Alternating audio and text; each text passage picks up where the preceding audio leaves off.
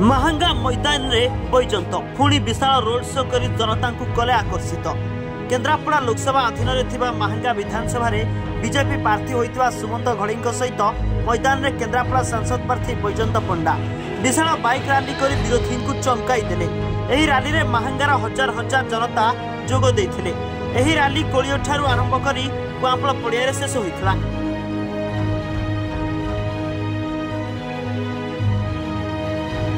विधायक प्रार्थी महांगा आज आमर सम्मान्य बैजंत पंडा एवं मु मिसी आम 39 नंबर और 40 नंबर जोन रे गोटे शोभा रखते। शोभा आम सहित हजार हजार कार्यकर्ता समर्थक और साधारण जनता सामिल होती आमर उत्साह बढ़ाई आमको आशीर्वाद कर निश्चित भाव में आमर विश्वास अच्छी भारतीय जनता पार्टी महांगार विपुल संख्यार विजय हम।